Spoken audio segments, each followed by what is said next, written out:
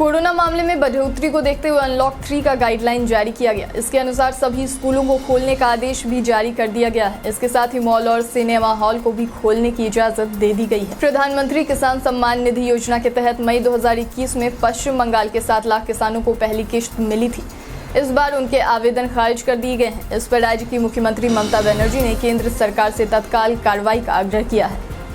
अररिया में थानेदार ने पैसे लेकर एक आरोपी को छोड़ दिया, जिस पर गांव वालों ने थानेदार को बंधक बनाकर साथ ही सड़कों को भी जाम कर दिया है। डीएसपी ने मामले को शांत कराया और ग्रामीणों को समझाया और साथ ही आश्वासन दिया कि 3 दिन के भीतर अपराधियों को पकड़ लेंगे। अररिया में एक कमरे के विवाद को लेकर चाचा भतीजा आपस में ही भिड़ गए। दोनों के बीच गोलीबारी हुई, जिसमें दोनों की जान चली गई है। घटना की जानकारी मिलने के बाद पुलिस मामले की छानबीन कर रही। उपेंद्र कुशवाहा ने तेजस्वी यादव पर निशाना साधते हुए कहा कि तेजस्वी यादव का हाल भी चिराग पासवान की तरह होगा।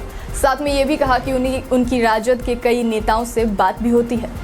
दिल्ली के आईजीआई एयरपोर्ट पर 1.82 करोड़ रुपए की सोने की तस्करी के आरोप में 3 सूडानी नागरिकों को गिरफ्तार किया गया है। इन लोगों में एक महिला भी शामिल है। चंडीगढ़ में सीबीआई अफसर बनकर ठगी के आरोप में ज्योति झा को गिरफ्तार किया गया है। वो लोगों को नौकरी दिलाने और एडमिशन कराने के लालच देकर लोगों से पैसे ठगा करती थी। जदयू के राष्ट्रीय अध्यक्ष का पद मिलने के बाद ललन सिंह आज पहली बार पटना आ रहे हैं। ऐसे में उनके स्वागत के लिए भव्य तैयारी की जा रही है। हालांकि अब विपक्ष ने इस पर सवाल उठाना शुरू कर दिया है। विपक्ष का कहना है कि पार्टी में जल्द ही टूट होगी।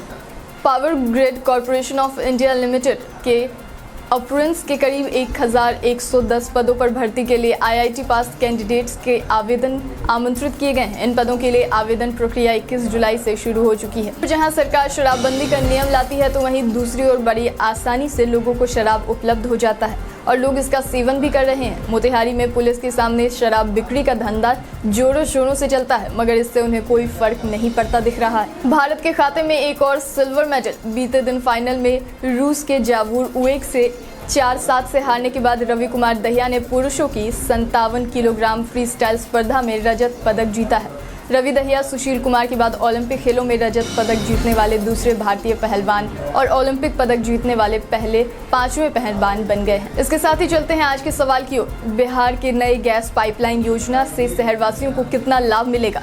आप अपने विचार हमें कमेंट बॉक्स में बता सकते हैं। उसे हम सरकार तक पहुंचाने की पूरी कोशिश करेंगे। आज के लिए बस इतना ही। बाकी देश प्रदेश की खबरों के लिए बने रहें, देखते रहें रूबरू बिहार। धन्यवाद।